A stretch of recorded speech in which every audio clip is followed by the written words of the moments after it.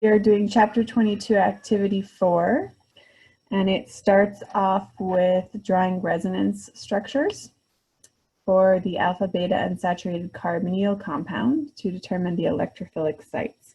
So we'll put in some lone pairs, and then we can start out with pi bond between atoms of differing electronegativity. And so that gives us a negatively charged oxygen and a positively charged carbon. And then we can do the allylic carbocation,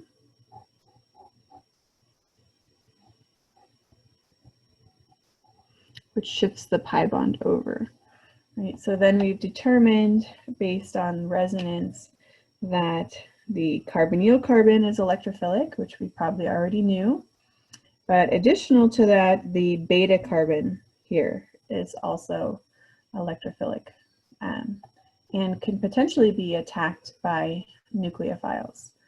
So that is good information to know. We then start talking about which nucleophiles will undergo what we call 1,2 addition versus 1,4 addition. And typically strong nucleophiles, extremely strong nucleophiles like the Grignard or lithium aluminum hydride or sodium borohydride, those tend to go for the 1,2 addition. And that's because it's irreversible and this carbon is more electrophilic. So basically any nucleophile will first preferentially attack carbon number 2. And that's because it's closer to the oxygen. So it's got more inductive effect going there, pulling electrons away from that carbon. So it's more electrophilic than carbon number 4. And so strong nucleophiles, and any nucleophile really, will initially attack there preferentially. And the reason why we end up with that product is because this step is irreversible, right? That first nucleophilic attack step is irreversible, okay, with hydride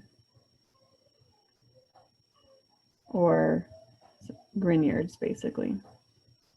And that's because these are not good leaving groups. So we can't go back, right? To go back, we would have to regenerate the carbonyl and kick out the nucleophile, which means that the nucleophile acts as a leaving group in the reverse direction. And that's not going to work if your leaving group has to be a carbon anion or a hydrogen anion. Those are just too unstable. Those are not good leaving groups. Okay, so essentially it attacks there and it's stuck like this. And then after the workup, we protonate the oxygen and we get the so-called 1,2 addition product. And that's how it's one, like where it's 1,2. Yeah, the explanation for the numbering. So that basically, it's if you start counting from the oxygen, right? And then 1,2. So what's getting added, right? We're getting a hydrogen on, quote, atom number 1, which is the oxygen. And we're getting the nucleophile at atom number 2, which is the carbon, the L-carbon. So it's basically adding a hydrogen and a nucleophile 1, 2, right? And if we were to, nothing got added on carbon 3 or carbon 4. See his numbering here. Nothing gets added there. So we call it 1, 2. Okay. Is that okay? Sure. And then we'll explain 1, 4 in a second. Yeah, it's just a bit confusing because you don't count one as the other carbon. You know? Right. Yeah. So in this case, the numbering includes the oxygen, which is, it's not nomenclature. It's just a different type of numbering, I guess. Okay. So all other, by the way, all nucleophiles, right, will do this first, okay, preferentially, because this is a lower energy pathway because this carbon is more electrophilic, okay? But the difference is with weaker nucleophiles, this is reversible, okay? So it is reversible with, quote, weaker nucleophiles, just because those tend to be better leaving groups.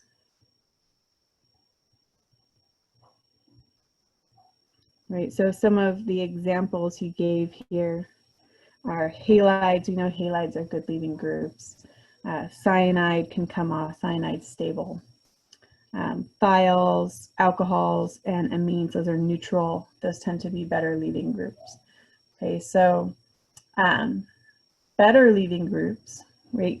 This process will be reversible. We'll be able to kick out the nucleophile because it's also a good leaving group.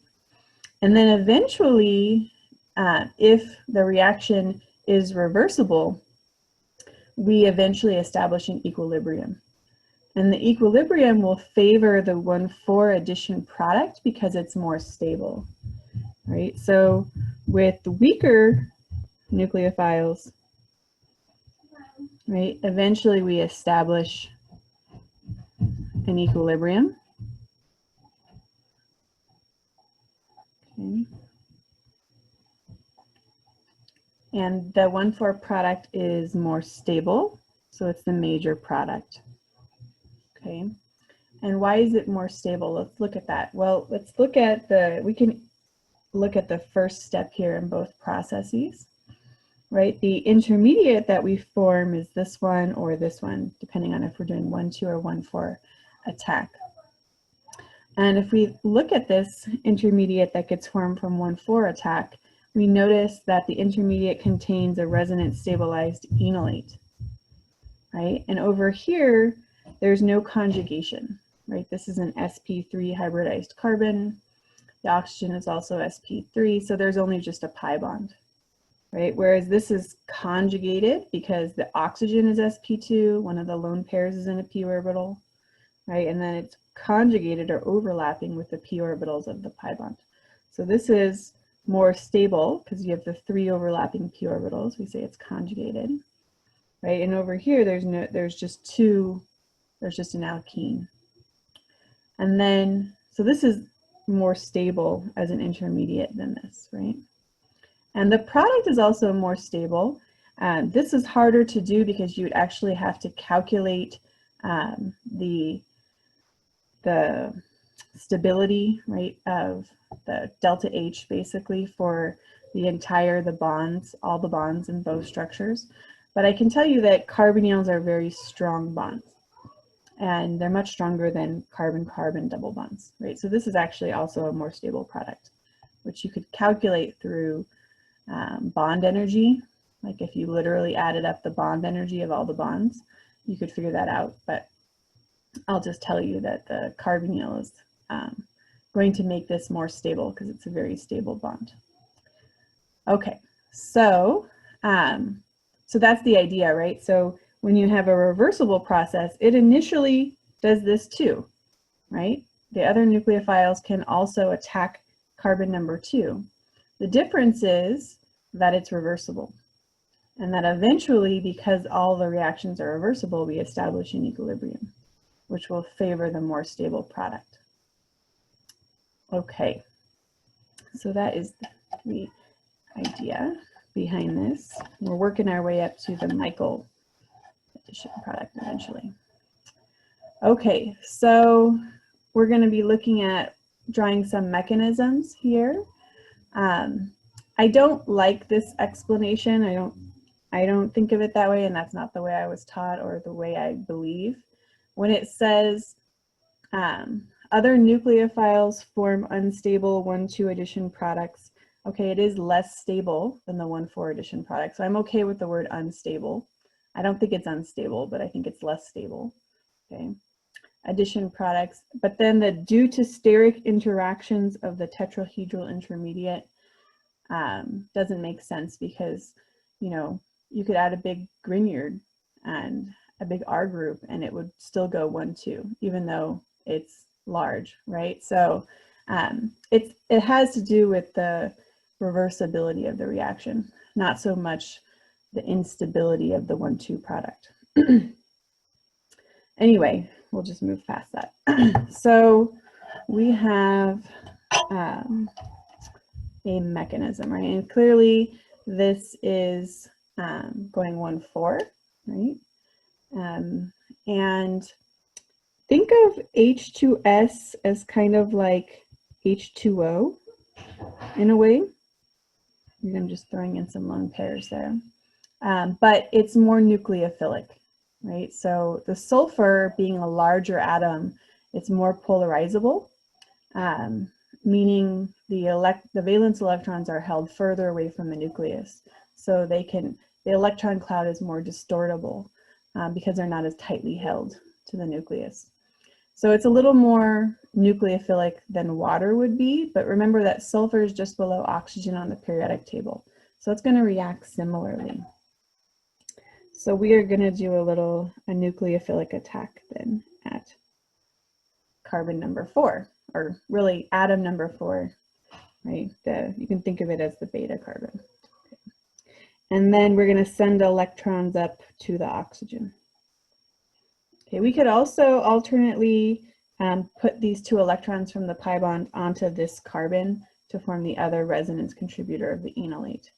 So by doing these arrows, I'm moving electrons all the way up to the oxygen, but of course I could also put it on the alpha carbon as a lone pair. Okay, so you know the 2 enolate forms. Yes? For all of the reactions in this chapter, is it okay if we choose which one we want to do? Yes. As far as, okay. Yep. And it doesn't matter. You could go back and forth. You could do 1 for 1. You know, it's up to you how you want to do it. And they're both correct. Okay, so I'm just I like to point out that there's more than one way to draw it. Okay, so we are going to draw the intermediate here. So we've got the enolate and then the nucleophile is attacked there.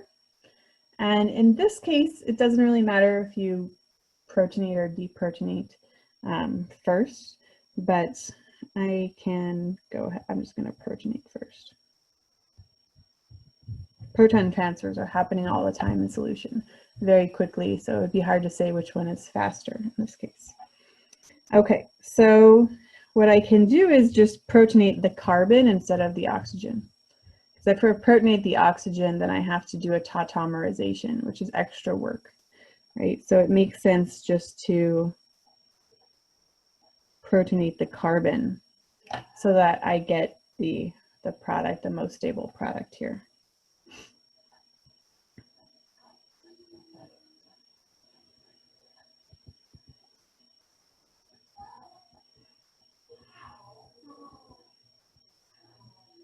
And then I can just deprotonate the sulfur to make it neutral.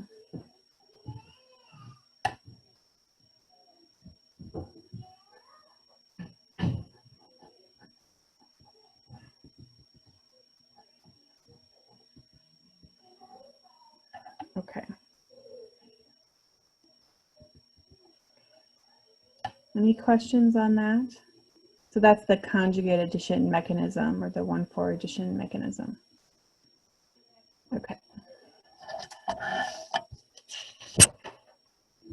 And then we know that the hydride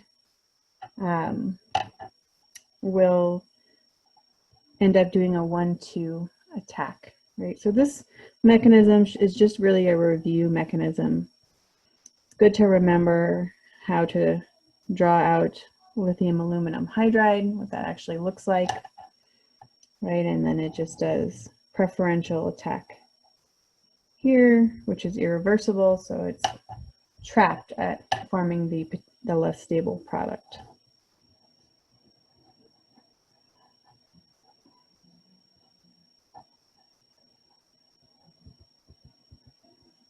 So that's the intermediate that gets formed, and then the acidic workup produces the product, which is not mentioned here. Okay, predicting the major product of the following reactions. So this is more just looking to see. Yes, go ahead. Sorry. 1 more second. Sorry. Yep. Up here. Yeah, just wanted to look at that for 1 more second. No problem. The other question, just before we move on to the next section, is can you also walk through the 1, 2, or sorry, the 1, 4, how that's 1 and 4? I see where the 4 is. Oh, yep. Okay. So I forgot to do that. Okay, so then, yeah, this is a little weird with the numbers, but basically you're going to have to imagine that while you can protonate the carbon, you can also protonate the oxygen. Right, so the intermediate here is the enol, which could tautomerize to the keto form. Okay, so and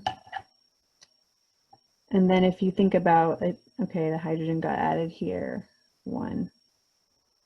I know it's a bit of a stretch, but this is how they name it, right? And then eventually the tautomerization, it's true, it moves the hydrogen to carbon number 3.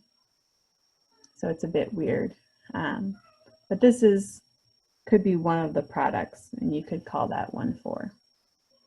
I guess some people don't like that name, and so it's also called conjugate addition.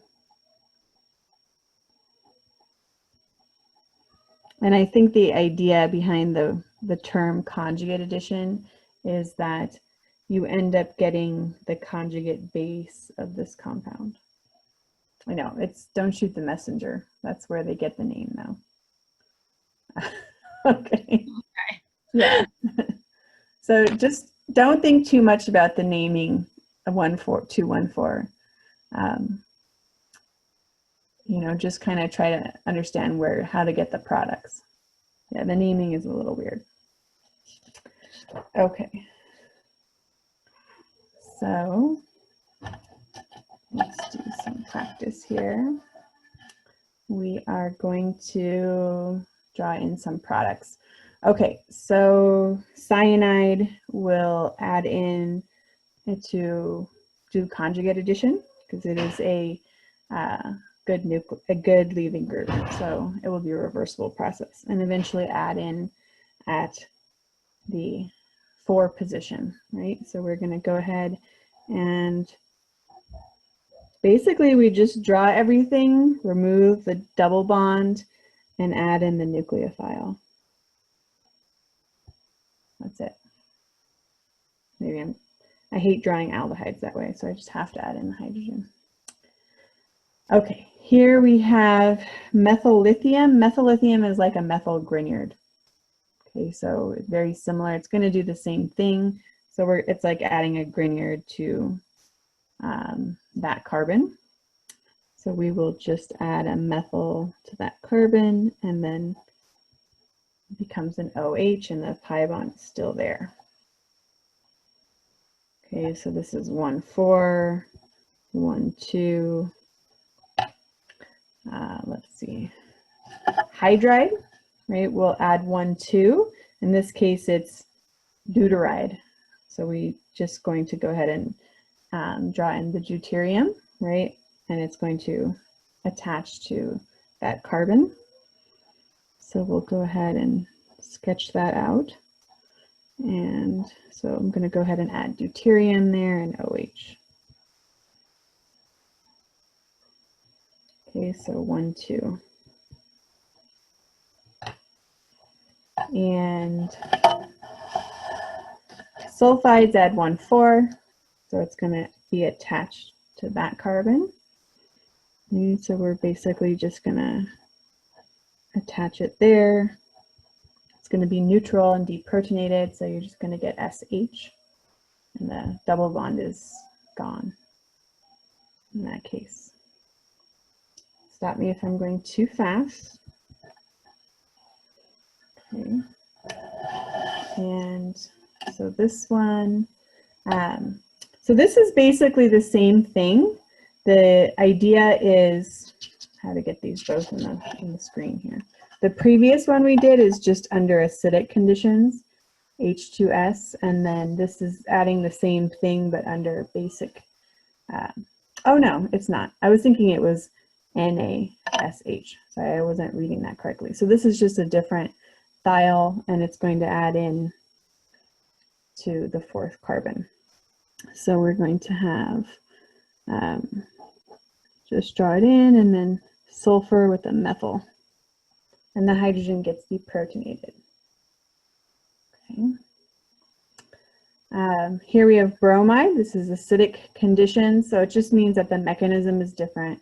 So it'll protonate the oxygen first, and then the bromide will add in via conjugate addition.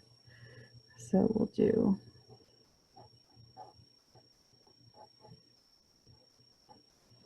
that as the product.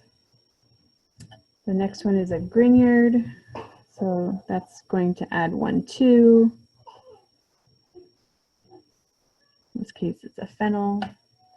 Sorry, I forgot to label 1,2. Both of these are, previous ones are 1,4. And then LAH, we'll do 1,2.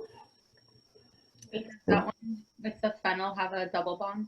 Oops, yes, it does. Thank you for catching that. And then LAH will just reduce the aldehyde to an alcohol.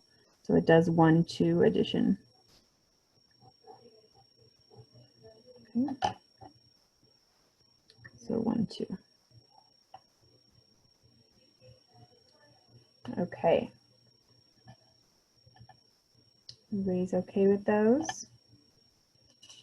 All right. So we are now going to start talking about the Michael addition reaction. So we have a, it's a reaction that is a conjugate addition reaction. So notice we're going to be using the same sort of conjugated enones, or double bonds, essentially, with some sort of electron withdrawing group. And then the nucleophile in this case is a super stable nucleophile. Remember we talked about unstabilized nucleophiles would attack the carbonyl carbon, but stabilized nucleophiles attack, right, the conjugate addition way.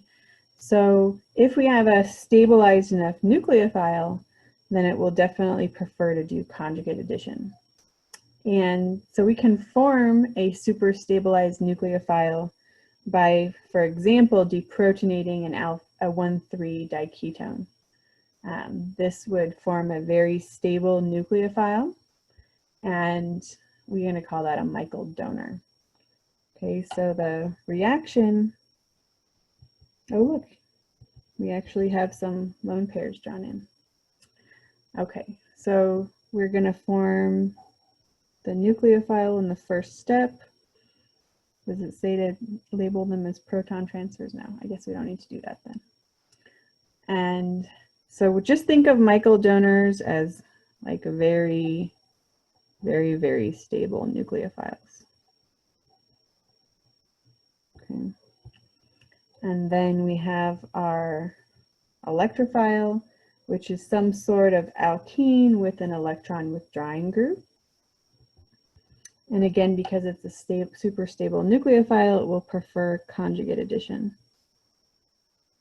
So it looks like he is just leaving the lone pair on the carbon. So I'm just going to draw that arrow as well, just so that I can draw the next thing that he formed here. And so that gives an enolate product, right, which is this third intermediate here. And then after protonation, we end up with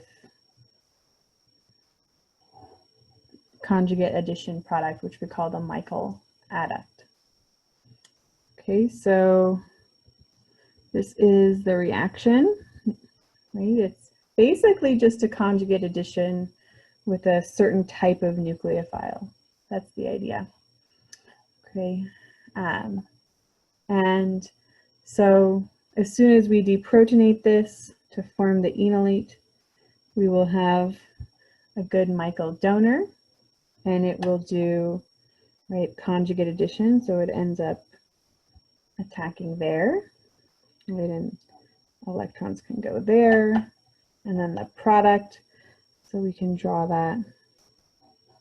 On that last one, does it switch between cis and trans, or is that just the way it's drawn? Basically, the oxygen rotated down. It was up across from the other. Oh, here? Yeah. Yeah. If we're across, then it's down. It's not a cis or trans thing. It's just drawn differently. Okay. Yeah. Okay. So then we have our new carbon-carbon bond. Sometimes I like to highlight that in a different color, just so it's clear sort of what we're doing here. And then we're going to be attaching, right, to this carbon. So we've got the methyl attached there. We know that this is going to end up being a single bond, right? So we have a methyl here and attached to an aldehyde, which I'm going to go ahead and draw in the hydrogen for because I like to do it that way. Okay, so then that you end up with a lone pair and an anion here, which gets protonated in the workup.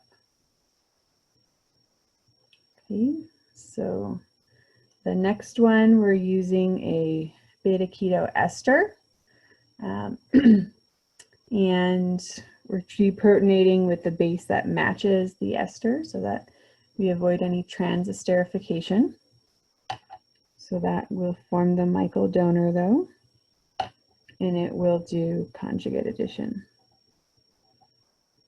Right, so we just have to figure out how to draw that product. So again, we can kind of start out with the Michael donor. All right, we're making this new carbon-carbon bond. And then we're going to add in the 5-membered ring here. Right, so it's added here and then 2 carbons away. It will end up being a ketone there. Okay. So a Gilman reagent, which we've seen before, maybe you guys recognize this from the reaction of acid chlorides with the Gilman reagent to produce ketones. That was in chapter 21. Right, so the Gilman reagent is actually a good Michael donor as well. And the reason for that is, remember that carbon-copper bond is not as, doesn't have as large a dipole as a carbon-magnesium bond, right? The dipole, the difference in electronegativity between carbon and copper is only like 0.6. So it's actually barely even polar covalent. So it's much less nucleophilic. The carbon specifically is much less nucleophilic than a Grignard reagent, right? The Grignard reagent, the difference between carbon and magnesium's electronegativity is much larger. It's like 1 point something. Okay, so that makes the carbon much more nucleophilic because it has a greater negative charge. So the carbon on the ethyl group actually has very little negative charge. So it's much weaker. So it actually does conjugate addition, which is cool. So it's going to add in, right, to that carbon. So to draw that, we're basically going to be adding, right, whatever it says here, the R group, which is an ethyl group, to that carbon. So we're going to do ethyl, and then this ester part remains the same. And I guess I should have highlighted the new carbon-carbon bond in red, which would be that one. Okay, so then we added these 2 carbons, ethyl.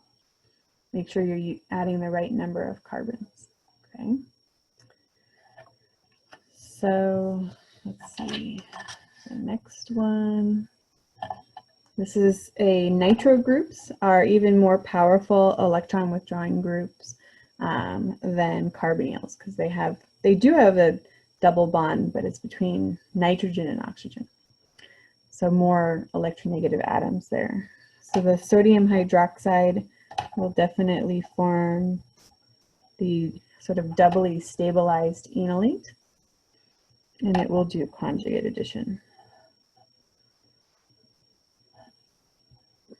Okay, so then we can draw out the product here.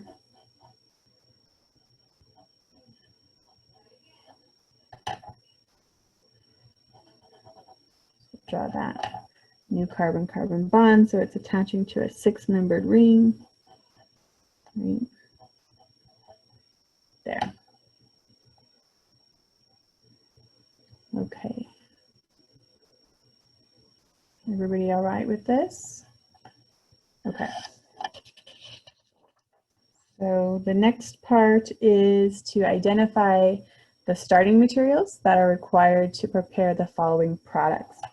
So I always like to figure out what was the carbon-carbon bond that was formed, right? That will help me figure out what the starting materials were. So this part, right, looks like a good Michael donor, right? And then, so then if we could potentially make that carbon-carbon bond, and then that means that if this was the Michael donor, this had to have had a pi bond here to have been a conjugated aldehyde. So the starting materials would be the cyclic 1,3 ketone, which we would then treat with some sort of base. Okay, and then we would add in the Michael acceptor. And after an acidic workup, we would get this product. Okay, so for the next one here, I don't know which direction do we want to go. We'll go do this one. So if we can try to figure out, okay, where was the Michael donor, right? So it's this cyano group has a pi bond like a carbonyl. So maybe this is the original system here, which would mean we would be making, right, that bond. So we can draw out the products there, or the reactants, excuse me. So maybe we started with that and treated that with some sort of base and added in the Michael acceptor.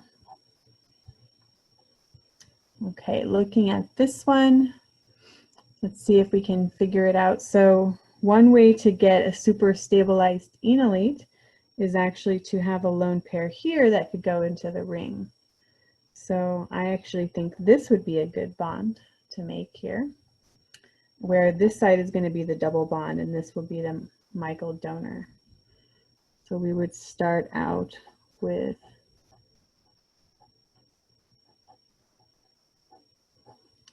like something like this, and then treat this again with a base. And it doesn't have to be, even though it looks like it would be a Z alkene, it probably isn't, because it's more available to get the E alkene. So I would actually draw this. Right? So just because it's drawn like this, there's no double bond anymore, so we don't know what the stereochemistry was. Okay. And then the last one looks like this could have been the stabilized enolate, the Michael donor, and this can be the Michael acceptor. Right? So maybe we start with this one, treat this with a base, and then a Michael acceptor. Okay. Any questions on this part? No, okay. So we are moving on to the Stork-enamine reaction. So the problem with, you may have noticed that with the Michael reaction, all of our enolates, right, have to have 2 electron withdrawing groups. So they need to be what I call doubly stabilized, right? Super, super stable. a regular old enolate is not stable enough to be a Michael donor. Okay, so what happens is it would end up giving a mixture of 1,2 and 1,4 products. So for example, if you treat just regular old acetone with LDA, you're going to, of course, get the enolate, but this is sort of intermediate in reactivity. It's too stable to do 1,4 addition completely, or sorry, too unstable to do 1,4 addition completely, and too stable to do 1,2 addition completely, right? So unfortunately, you end up with a mixture with this type of nucleophile. So we're going to say that this is a not a good Michael donor. Okay, and it's because it is not stable enough.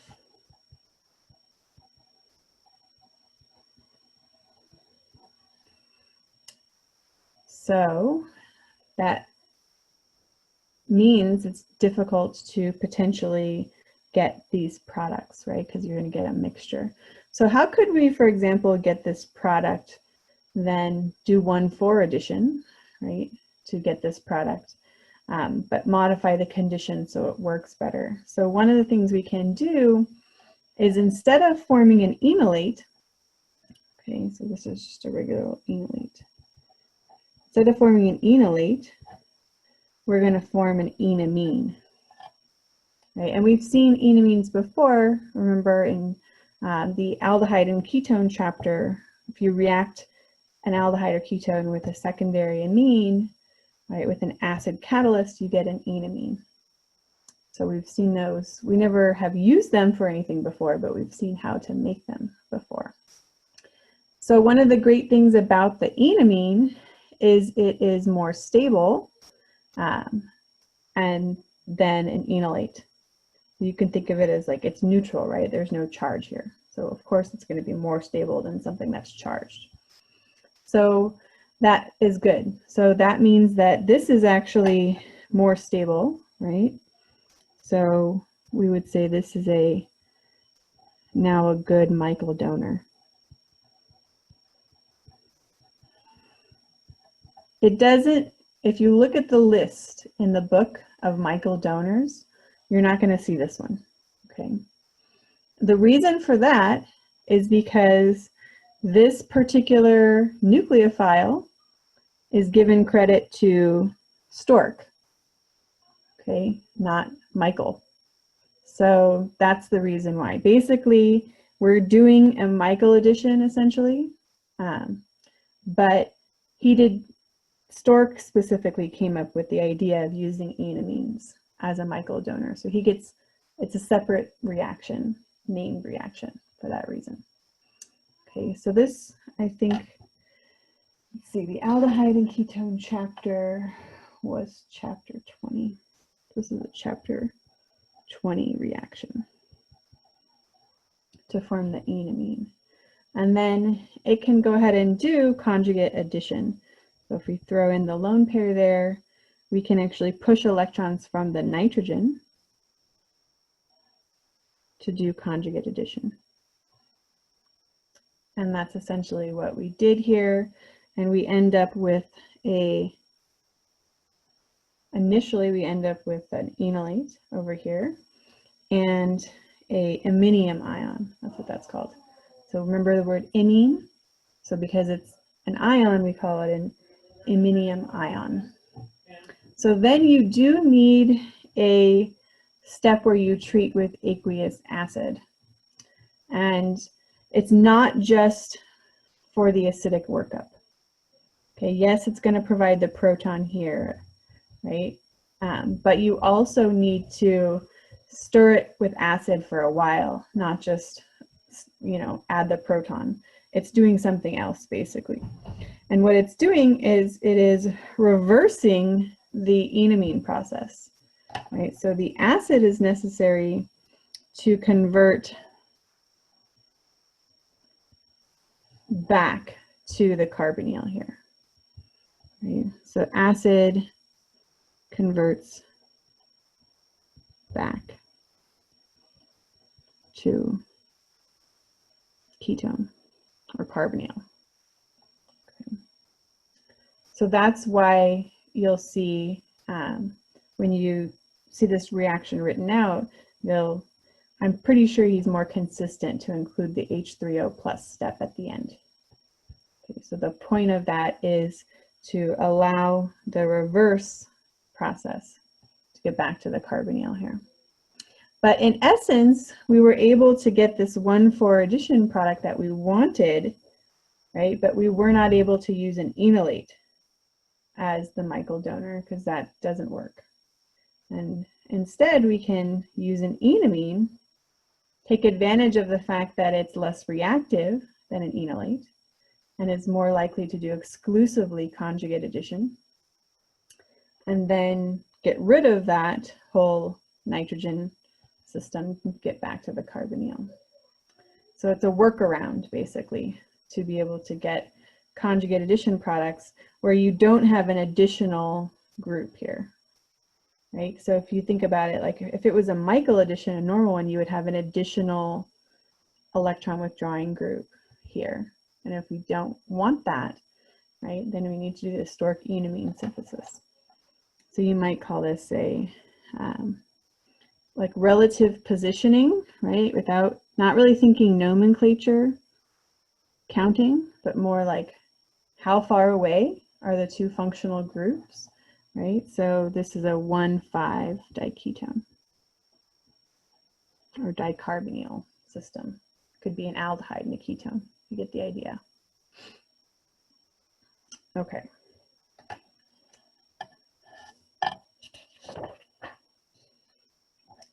So show the complete mechanism of the transformation just described.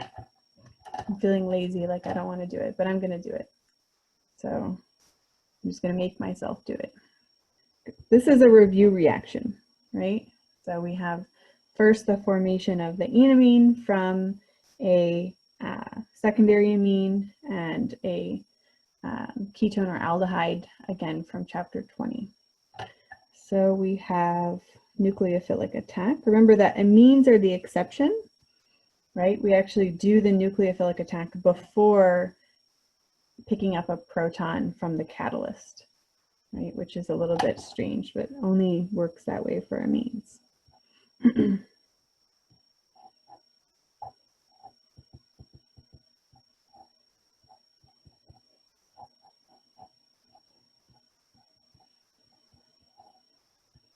Okay, so then we did our nucleophilic attack, and then again, this immediately picks up the proton from the acid catalyst that gets added.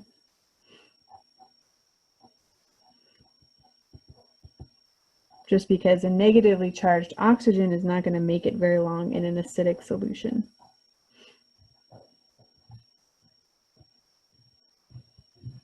Okay, so that gets us this intermediate. The goal here is to make an enamine, right? So we're trying to get rid of this OH group as a leaving group. So we need to protonate it, but before we can protonate it, we need to deprotonate this.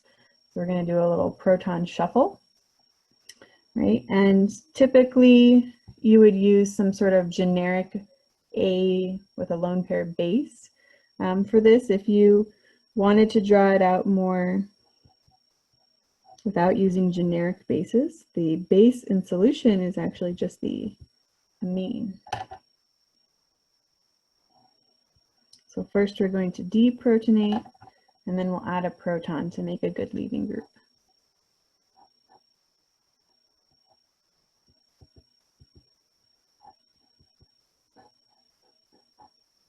Okay, and this is a lone pair here, and then I've got my protonated amine that I just formed. That's actually the acid, the real acid in solution. So we can use that to protonate the OH group.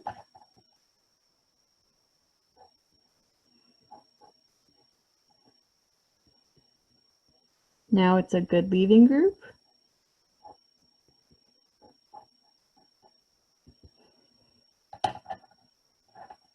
we can go ahead and kick it out.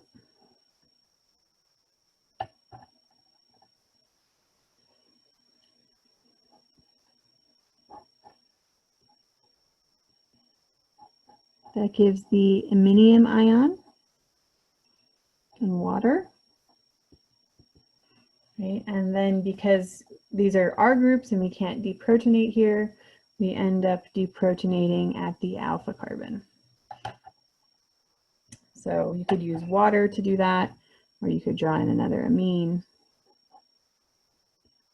Amines are more basic, so I'm just going to use that one.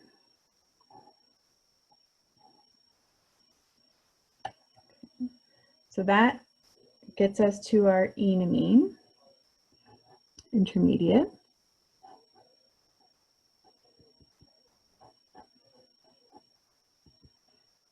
Okay, so I'll go ahead and label that one. Right, and now we're going to do the Michael addition, okay, or the 1,4 addition, conjugate addition with the given Michael acceptor here.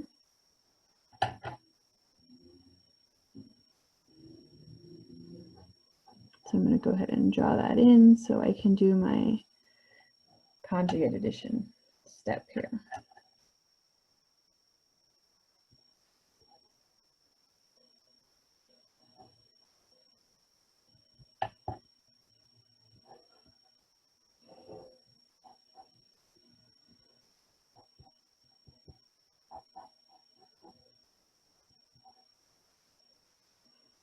If you want, you can go ahead and put in the new carbon-carbon bond as a different color.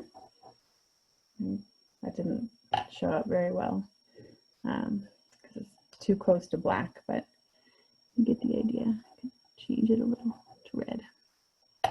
Okay, anywho, then we're going to add in 1, 2, and then the carbonyl and a methyl. So 1, 2, and the carbonyl. Here, put the lone pair there. Okay, and put in some lone pairs on that oxygen. So now we, well, we're close to the next product they wanted us to make. They want us to protonate that first to get there. So we are in an acidic solution now, right? So there's going to be protons around to pick up. So we're going to do, I'm going to go ahead and draw in some H3O plus.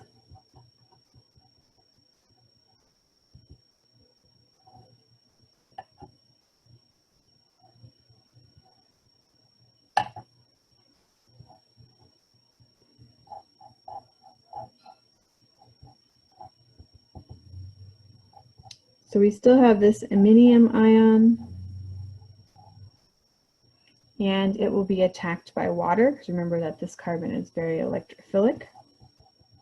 There's lots of water around. This would be like a dilute acid solution. So we're basically going to be going back to a carbonyl here. That's the goal.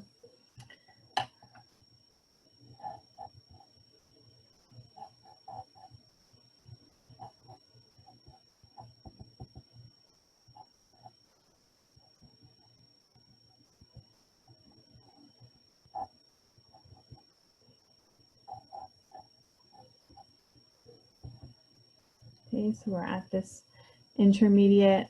Remember that our goal is to get rid of this amine, right, and have a carbonyl. So I need to do my proton shuffle.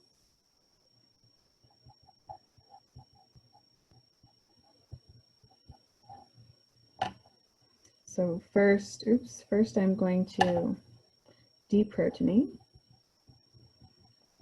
I was getting too excited. I want to protonate first, but that's wrong. We must first make something neutral before we can protonate it. So we have to deprotonate first.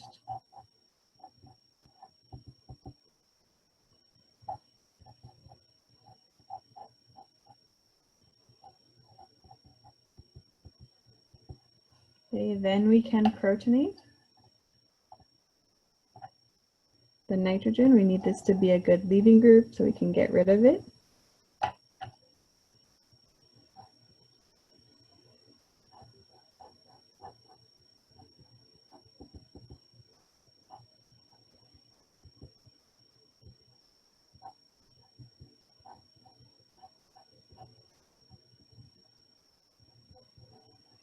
Right now it is a good leaving group, so we can go ahead and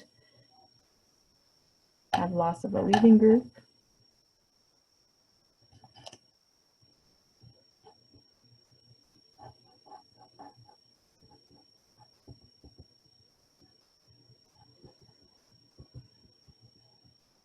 So we're very close to the product now. We've just kicked out an amine.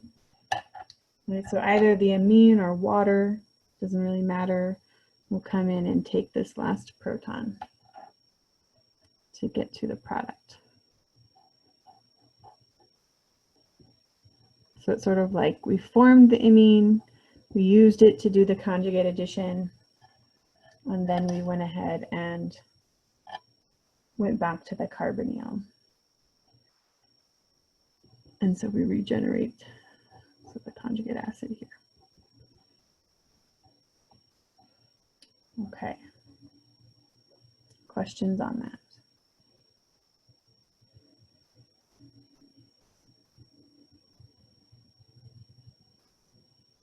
Okay. So that was good review from chapter 20. Okay, fill in the empty boxes with proper structures or reagents. Right, so this is, the first step is the formation of the enamine. Right, so we're going to then be doing conjugate addition. So we're going to form an enamine, and then it's going to do conjugate addition, and then the third step will get rid of the amine. So we are going to draw that out. What does that look like? So I can start out with here. Remember, what am I going to make, right? I'm going to make a 1,5 dicarbonyl. So that's a good way to think about, okay, what does the product look like, right? Make sure that I get that drawn in correctly. Okay, so here's my new carbon-carbon bond, what I'm making with this ring system. So I'm going to go ahead and draw in another ring system and put a carbonyl right here, right? And if I was to count, this would be 1, 2, 3, 4, 5. So you can always double check. The Stork enamine synthesis makes 1,5 dicarbonyl system, so you can double check that when you're drawing your products. Okay. What's going on in this one? It looks like we're making a new carbon-carbon bond. So we'd like to identify which one that is. Right, so this looks like it's over here on the right, and that we're making this new carbon-carbon bond. Right, so this is we need the Stork enamine synthesis for this. Right, think of the product here. We have the 1, 2, 3, 4, 5. And there's no other electron withdrawing group. So that's how I know I need a Stork enamine. If I had another electron withdrawing group here, like a cyanide or something, then it would just be a regular old Michael addition. Okay. So I'm going to make sure to do the Stork enamine synthesis with my reagents here. So that means the first step is adding a secondary amine. It doesn't really matter which one, but it's common to use a cyclic one. So I'm going to go ahead and draw in a cyclic one because I'm given the choice of whatever I want. Okay, so I'm going to use a cyclic amine, secondary amine, and acid catalyst to make the enamine. So that's going to make the enamine with this aldehyde. And then I'm going to go ahead and add in the reagents to do the Michael addition. All right, so I can tell here what my Michael acceptor is. So I'm going to add in the Michael acceptor. And then third step is just H3O plus to go back to the carbonyl.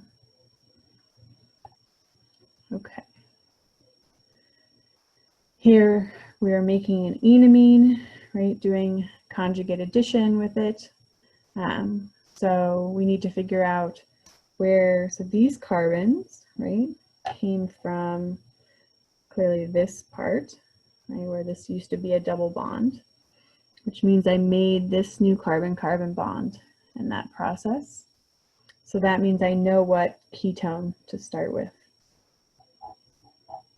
And in the process, the reaction will form a secondary amine, do the conjugate addition, and then remove back to the carbonyl. Is that okay? Questions on that? Okay. Yep. You go back to the 1, 2, 3, 4, 5 that you were counting out the first one. I just want to see how you did it. Yeah. Yeah, and we can even add in the numbers here, right? So 1, 2, 3, 4. Think of the triple bond to the nitrogen as being like a carbonyl.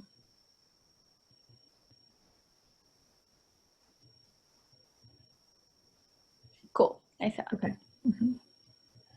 All right. So synthesize the following targets. Okay.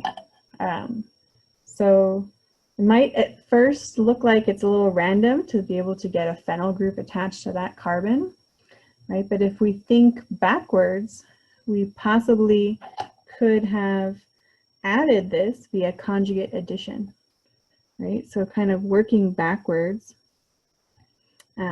what if we had made that from this and done a conjugate addition? How do we get that phenyl there to do the conjugate addition? We can use a Gilman reagent, because remember the Gilman reagent is a good Michael donor. So you can use the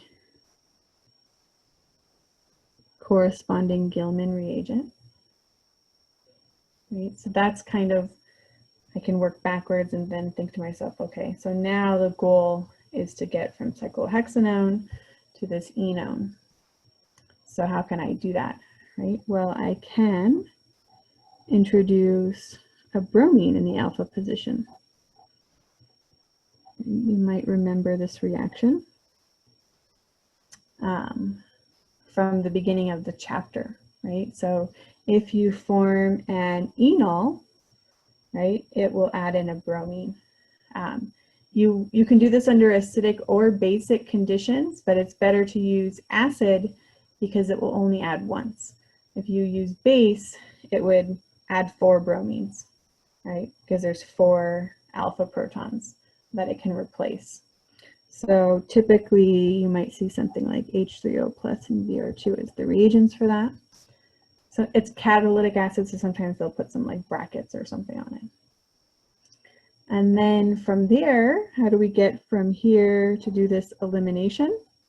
We just need a base for that, and it needs to be strong enough base, but we don't want to use too strong a base and potentially form an enolate and do an aldol reaction or something, right? Like crazy things can happen if we get too strong a base. So that's why it's better to use strong enough, but not too strong. So maybe like an amine base would be good to do that elimination. Okay, so the next one, right? If I think about the positioning of the carbonyls here, I could count and go 1, 2, 3, 4, 5. And you go, oh, 1, 5, right? Maybe that is from a Stork enamine synthesis. And so in that case, right, I would maybe be making that bond. Okay, or you could think of it and make the 3-4 bond. So you could make the enolate this way and go this way with the conjugate addition. I think it's probably easier to do it this way. So that means perhaps sort of again working backwards, right? So I'm like, okay, I want to make that through the Stork enamine synthesis. Then my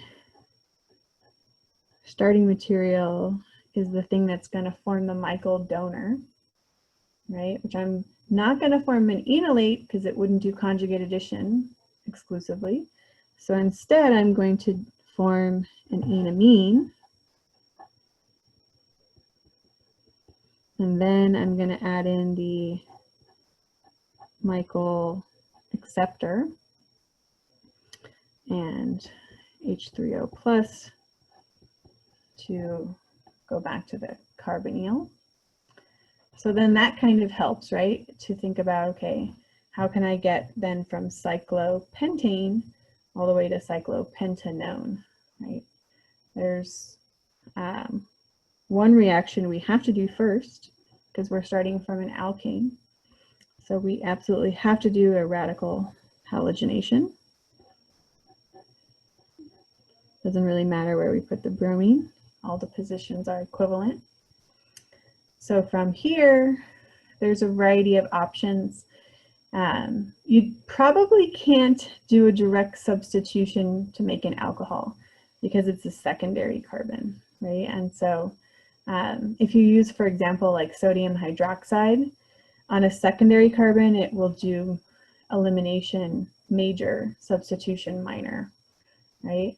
If you use water, the rate will be really slow for the SN1 reaction because it's secondary. So it's kind of like not a great substrate to do a substitution. But we could do an elimination addition reaction, right? So we could, for example, instead of trying to do a substitution directly, we could think about doing an elimination and then maybe adding back, doing an addition reaction to getting to the alcohol and then oxidizing that to a ketone, right? So that's kind of my thought process. It's a little bit longer, but probably will give you a higher yield overall. Okay, so how do we do this elimination? You could use sodium hydroxide. I would probably go a little bulkier just because even though it will give you major elimination product, you're probably going to get a mixture, which nobody likes a mixture. So you might as well just go bulky. That way you can just exclusively do elimination, only deal with one product. That's easier. And then do an addition reaction. And there's no rearrangements that we need to worry about. It's not really a a Markovnikov process because there's symmetry here. So there is no more and less substituted carbon basically. So just regular old H3O plus is probably fine for that hydration. And then maybe some PCC. Okay. You also used a chromate for that part? Yes. So I think the hardest part is just recognizing actually this last step, right? And thinking about the hardest part for students is looking at this and figuring out which reaction to use. You know, there's a lot of reactions in this chapter. Which one is the right one, right? And so that's when starting to think about how can I classify these products and think about them, right? What can I use to differentiate them so I know which one to use, right? So for example, this has to be a Stork enamine because of the 1,5-dicarbonyl and there's no other electron withdrawing groups. Because if we go back to looking at the Michael addition products, right, for the most part, like a lot of those have 3 functional groups. You've got the extra electron withdrawing group.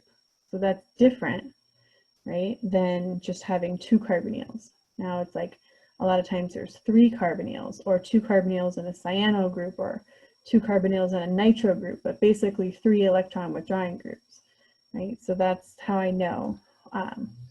The exception to that, of course, is when you use the Gilman reagent. Then you're just adding an R group. It doesn't have this particular Michael donor doesn't have any electron withdrawing groups. So that's the one exception. Okay, but you can think usually it has 3, right? So it's different than the Stork enamine product. So the more you can kind of classify these and think about how they're different, how you can figure out which reaction to use, the easier it will be. for you.